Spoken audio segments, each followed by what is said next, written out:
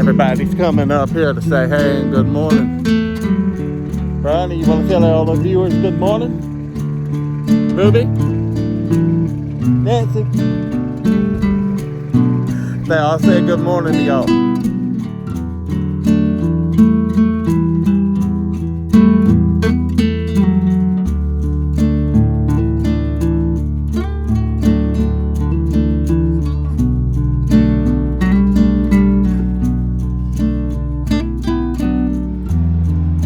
Our normal weekend trip to Wagener, South Carolina to go pick up feed for all the livestock. And y'all, hubby is treating me to lunch today at Murray's in Casey, South Carolina. And if y'all have never been to this place, y'all know we like to support local. This is a definitely must try. Sometimes I come here with my work for lunch and stuff like that, and they have, thank you, ma'am. They have some wonderful things on the menu that you wouldn't find in other places, like rosemary fries and house-made wedge fries. They actually, the old school where they cut the potatoes into wedges. They've got homemade pimento cheese. They have some really good stuff. Club sandwich they have is to die for. I mean, it is really good. Good sweet tea.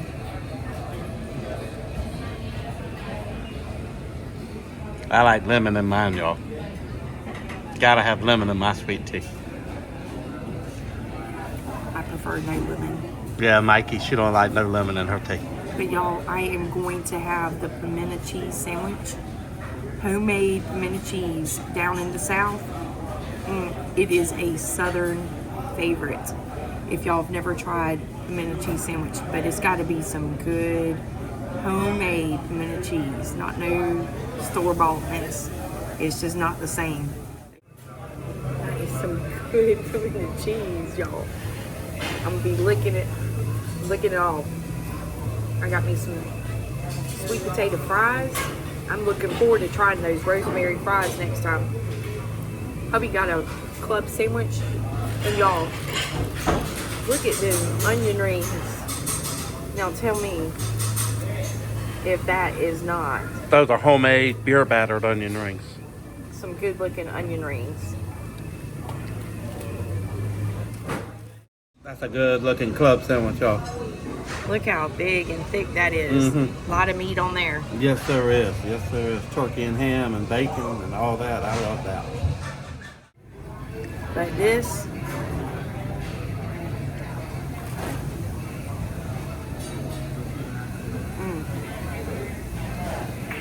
so good.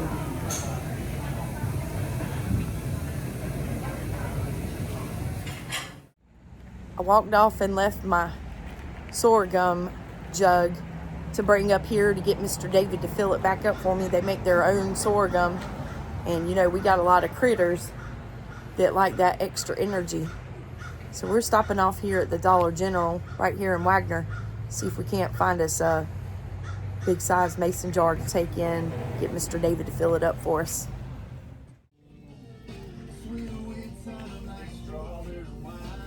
They play some good country music here.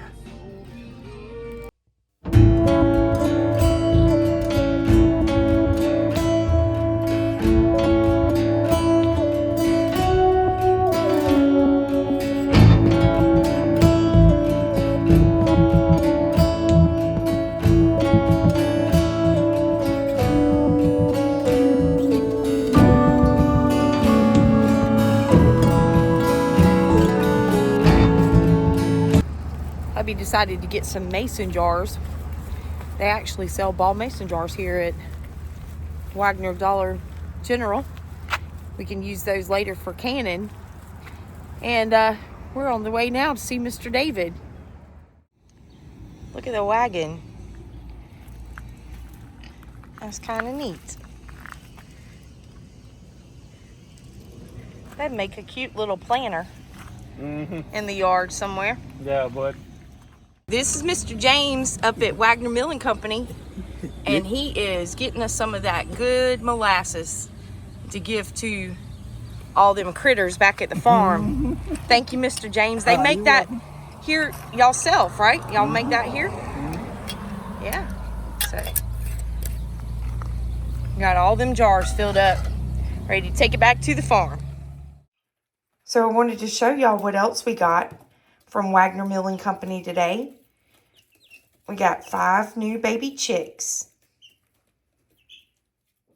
I just wanted to show y'all the amount of rain that we got here. Y'all see in the background on that rain gauge? It says a dab above 4 inches. We got 4 inches of rain here in 2 days. That's a good bit of rain. And I wanted to take y'all up there and show y'all the driveway and how good it held up with all the new stuff that we done to it. All right, I just want to tell y'all what was going on. I just wanted to show y'all the driveway. I just showed y'all we got just a smidge over 4 inches of rain in 2 days here. And if y'all remember the last time we got some rain during the storm, it washed the driveway out. I mean, it messed it all up. So what I got is a tractor sitting behind me, and we're gonna do a project, and I'll show y'all about that. I just wanted to show y'all this driveway first. Y'all remember in a previous video, I showed y'all all the new ditches I was doing and everything. And if y'all look at the driveway, y'all, we got little to none washout. There is just a very, very, very tiny little thing right here. It might be about that deep into the driveway. But let me flip it all around here. All right, y'all see all the sand that washed right there from that new ditch that I dug? I know it looks bad right now, but once the grass, I'll smooth that out some more. And once the grass grows on it in the spring, you won't even never know it. But y'all remember right here how bad it washed out. In this area right here, almost nothing, almost absolutely nothing. Just a little bit of rain that actually landed on the driveway and went over here against that new little berm that I put up. But everything went in that ditch and went down just like it was supposed to. Let me show you all up here. Hey Shepherd, good morning. All right, this is where I started the ditch. And y'all can see there's absolutely no washout. It went just like it was supposed to in that ditch. Followed that ditch right there. No washing on the road. So like I say, this new little berm I put here from the dirt that I dug out the ditch, it needed to be done a long time ago. But y'all can already see the grass growing in it. So that's going to turn out really good. And I'll be able to cut that with the lawnmower. Be able to cut that smooth bank right there with the lawnmower. I just got to get up there and level those couple little bumps out. But everything done just like it was supposed to and went straight down in the ditches and washed down. All right, so I know I showed y'all we had the plowing video recently, and I went over the garden that one time. Well, y'all, I'm gonna come back in here and I'm gonna go over it one more time with the plow just to see what it does. I'm crossing my fingers. If it does not do what I want it to do, we're gonna go ahead and hook up the turn plow, and I'm gonna turn this garden completely over. But it has not been done since we've been here. I think my granddaddy might have done it probably 20 years ago. But I think it's gonna go ahead and I think it's gonna probably need the turn plow. I don't think it's gonna work out. I'm just hoping. Another yellow jacket, y'all. He's flying around. I don't think the plow, I don't think it's gonna do what I want it to. So I'm crossing my fingers and hoping, but I got a feeling at the end we're gonna go ahead and get the turn plow hooked up. But let me run over this and I'll let y'all see what's going on with that. And hopefully we will not have to go get it, but bear with me. All right, y'all. We had some operator error there. I thought I had the camera on recording, and obviously I didn't. Anyway, I got this garden. I plowed it up, and the plow did not do like I don't know what part I'm gonna have. I had said if I'm gonna go over it with the plow, if it don't do good as I want it to, then I'm gonna go ahead and get the turn plow and turn it over. Well, just like I suspected, it did not do what I wanted. It only went in about maybe 3 inches deep. Even after all that rain we had. We got 4 and something inches of rain, and it's been here for about 2-3 days now since it started raining, and it's still, the ground didn't soften up enough. So we are going to go ahead and hook that turn plow up and get this garden turned over for the year. And then I'll come back and cover it in leaves and just let it sit for the remainder of the year, and then let the leaves rot, and then we'll come in here and disc it up for the upcoming season. Y'all, this is homemade. My granddaddy made this many moons ago, and it used to be, the turn plows used to be a lot longer, where it actually hooked between a team of mules or something, and not certain what it hooked to. But I do know I saw one of these at Wagener Milling Company, and this part right here, this bowed part, was actually like 6 or 7 more feet. He had an old one laying on the ground. Y'all can see this thing ain't moved in a long time. It's got a pile of leaves on it, and it's been sitting on the ground. So got it hooked up, and I just wanted to show y'all that. It's just something my granddaddy made. He always, just like I do, you just work with what you got and make what you need, because all the new equipment and stuff's too daggone expensive to be buying.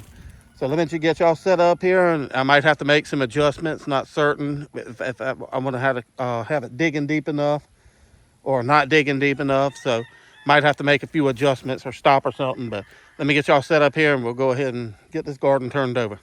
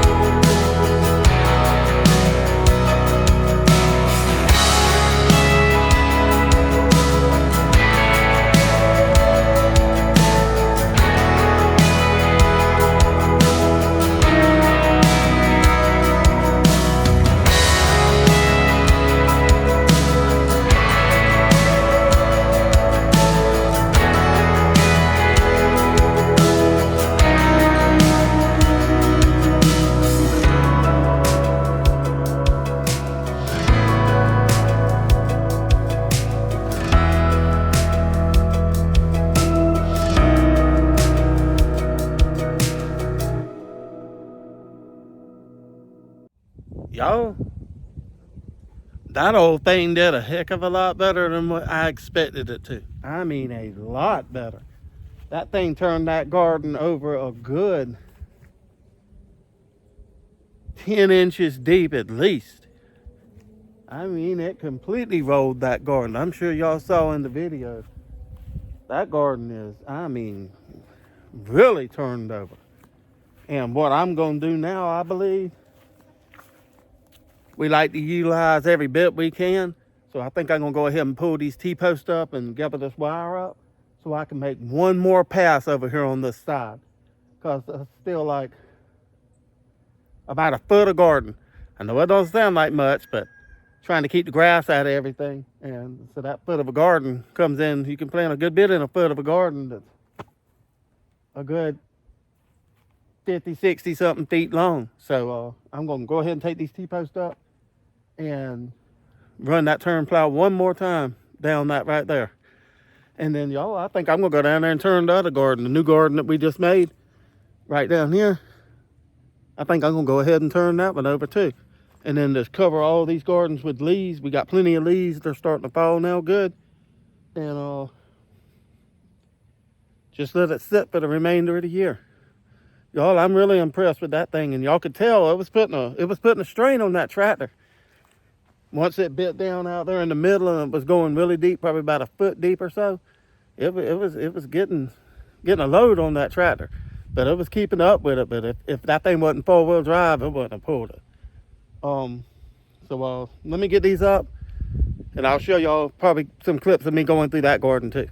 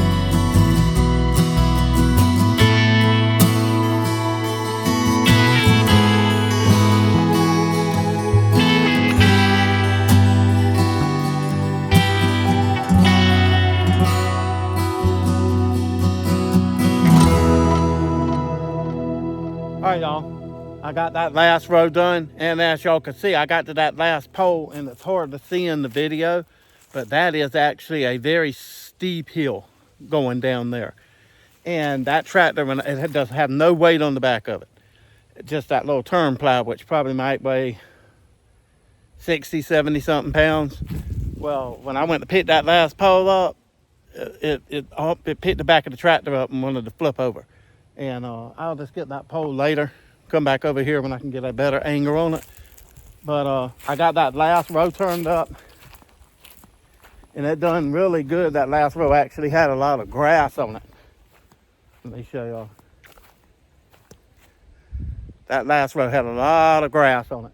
So I'll have to work with that. Might have to come in here and just tear that grass out because I do not want it in the garden. It didn't roll the best in the world.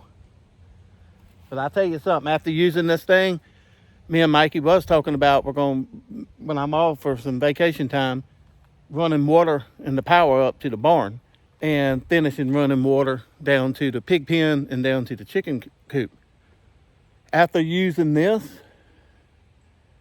I think I'm just gonna make the ditch with that. I might have to go through it twice and roll it, a little bit deeper. But y'all, that's plenty deep enough for the freeze line here in South Carolina. So I might just use that instead of using the excavator or the backhoe, because I didn't want to make such a big wide ditch just to put a water line down in and tear up that much grass. But I could actually do that and then just come back and roll the dirt back right on top of it. So let me go down here and I'm gonna get this other garden turned over.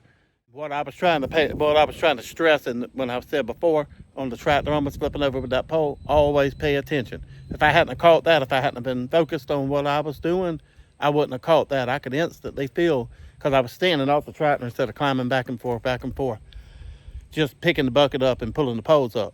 So if I hadn't caught that, it would have easily flipped the tractor over on me. So you got to be very cautious and pay attention to what you're doing while you're working.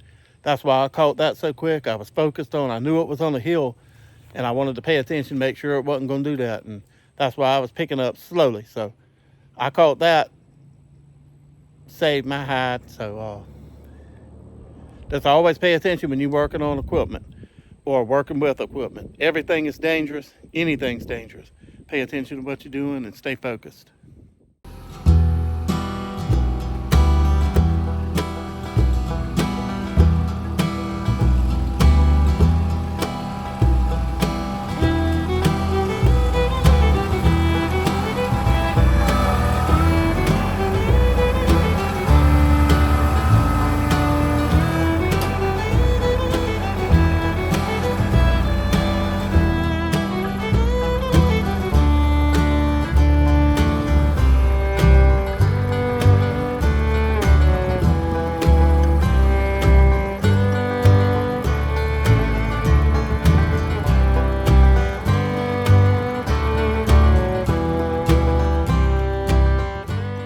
Wow, took a dose of my own medicine. All right, so me and Turn Plow is gonna make a trip over to the welding machine. And what happened, I'll flip y'all around here and do some talking. All right, what happened, I hooked one of these roots from that magnolia tree. And it broke that piece of angle iron off of the 3-point hitch right there. So it is still hung up. So I'm actually going to have to go, it will not back up, it won't do anything, tearing it up more. So I'm actually gonna have to go get the mini excavator and pick this up here and pull it out and hobble it over to the welding machine and weld it back up, and I will get back on this. It was doing really good that I hit that root. Now that root's probably about 4 or 5 inches around. So, and it runs, so actually, there it is right there. That's a pretty big root, So let me get this fixed up and then I'll get back on this. All right, y'all, you got to do what you got to do. What I got going here, I got the side kick hooked up to it. I got a strap hooked down to the plow to pull it back out from under that root so I can get it over there and get it welded. The more I pull on it, the more I back up with it with the tractor. It's just bending it up and tearing it up. So let's go ahead and get this pulled out.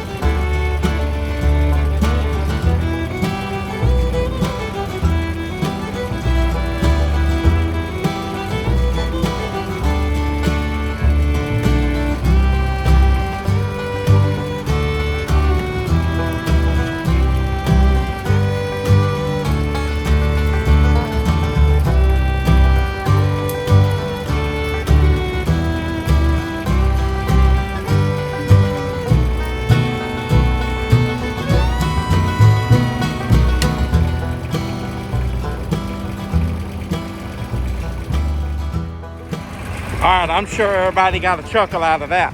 Let me tell you, that daggone sidekick, how strong that thing is, was actually pulling the plow and the whole tractor backwards, and the tractor was in park. I was just trying to get the plow out, but that Kubota in four-wheel drive, and I took it out, that's why it wouldn't back up. I wasn't thinking about the holes it dug, and took it out of four-wheel drive as soon as I got the plow out. And when I tried to back up, I was trying to come out of them holes that it dug. But that sidekick was actually pulling that entire tractor and the plow. So that thing is strong, y'all. All right, so what I done, I got the a ratchet strap to hold it up because it will not support its own weight. Y'all can see it's broke from here to there and bent this. So we are going over to the fix-it shop here and weld this back up, and we will be right back at this. All right, before I turn this noisy thing on, I just wanted to show y'all what I've done. I took the grinder and shined these up, cleaned them up real good.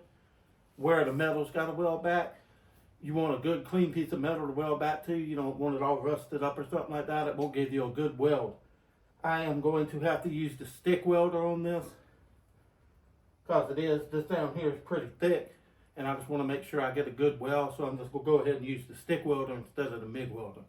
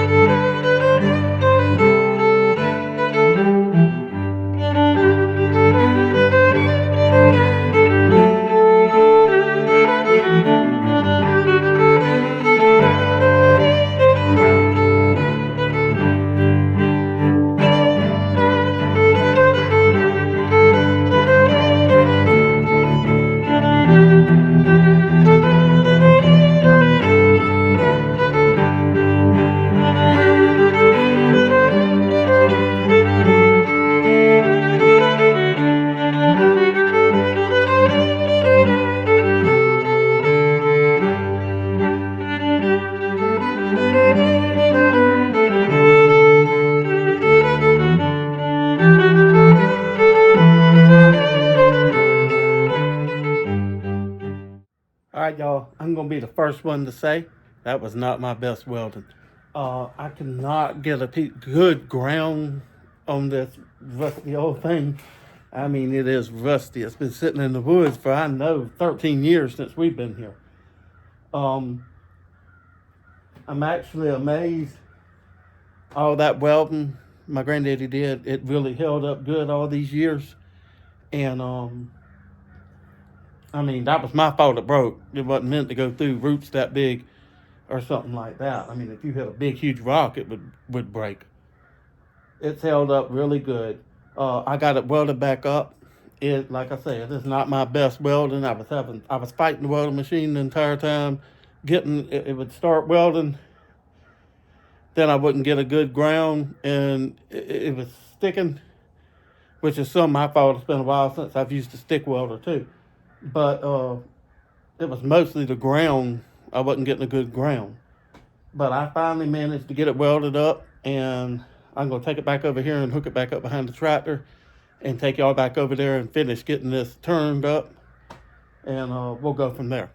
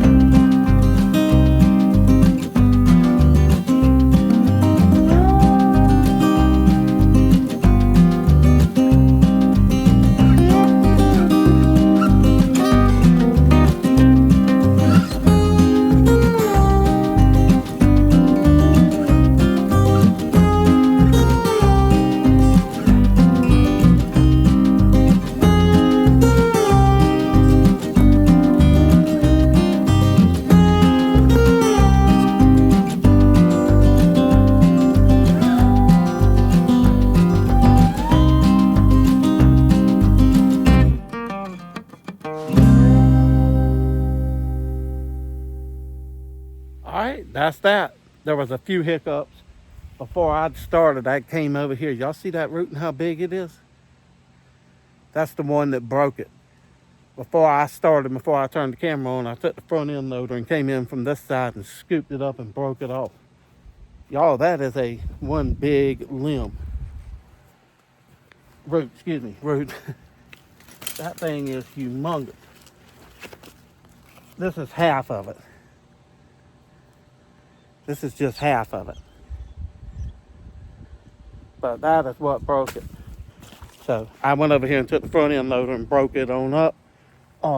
There's still a few little pieces in here, but this garden turned over really good too. So, like I say, we'll cover them both with leaves and let them sit for the winter, and then disc them up in the spring, and I believe they'll be ready. Throw a little 10-10-10 out there, get it mixed in when I do the plowing. And I got one root right there coming off the walnut tree, so I'll chop it off. So I can't go any further this way because the electric line going up there, going down to the pump house. So I'm scared to go too much further. So well, y'all, that's it.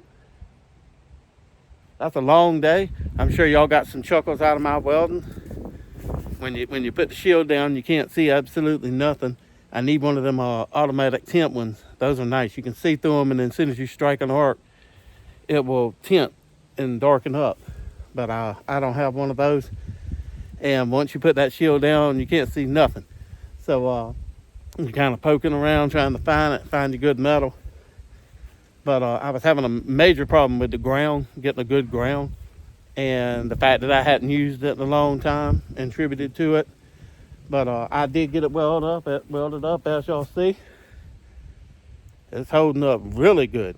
I mean, it caught them roots right there, and I caught another root down there, and it didn't break it back off, so I must have welded it pretty decently. Hopefully it'll hold up for my kids to use, like my granddaddy or my grandkids to use. You helping to load all these leaves?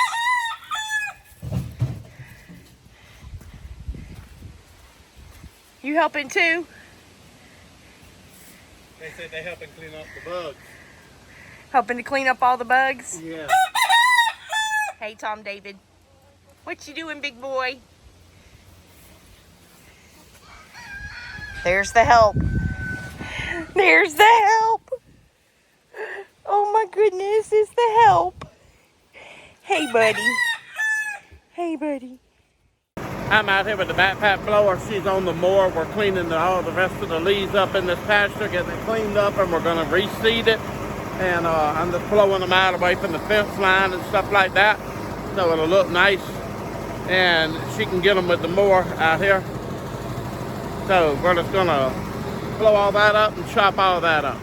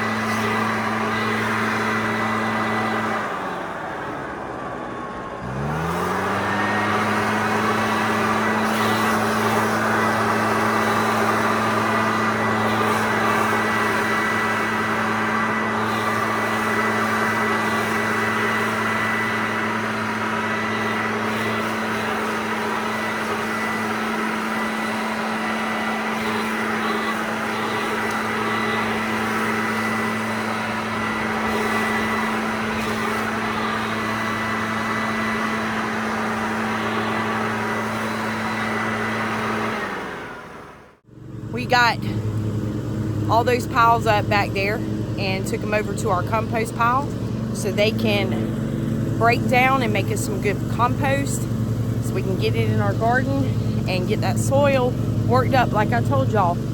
So this is all a part of our experience here on our homestead because we're fairly new, and I know I am very new at all this. A lot of learning to do. So, no, we're not mowing our pasture. We are breaking up those little bit of leaves that are left that we didn't get up when we got the piles up, and we are doing that to break those leaves down to make good fertilizer for all this in here for our livestock. And you know, whenever you start homesteading and you're new to all of it, you know, you just think, okay, let me go buy a cow and a goat, some chickens, and you know, plant some vegetables, right? Well, it's a lot more to it than that, and it is a lot to learn and a lot of hard work that comes along with it. So what we are in the process of doing is trying to get all this worked up. So not only are yours truly here learning how to properly garden and properly compost, get soil worked up and take care of livestock, there's also pasture maintenance. And we really got a lot of work to do to get this built up. So I am out here again today, and I am heavily seeding all this area. We're going to put some winter rye out for all these critters over the winter cold months. And I'm putting down a mixture of seeds as well that we did get from Mr. David at Wagener. We just got a big old box full, just a mixture of seeds. So it's got rape and 2 or 3 different types of clover. I know it's got some rye in it,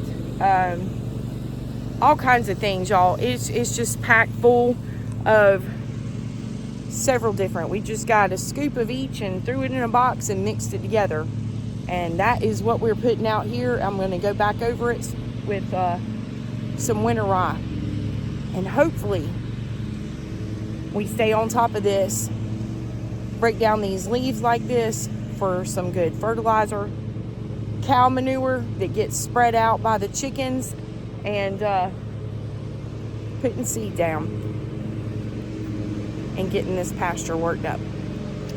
So, like I said, there's more to it than just planting seeds and milking a cow, right?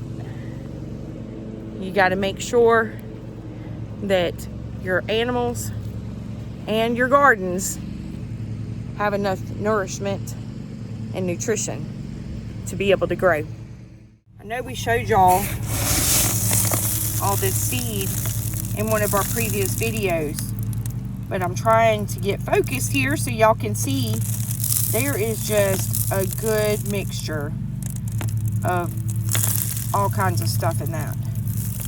So this is what I'm putting out in the pasture, and I'm also going to go back behind this and put down some winter rye. Well, catch y'all on the next video. Thank y'all for being here. God bless.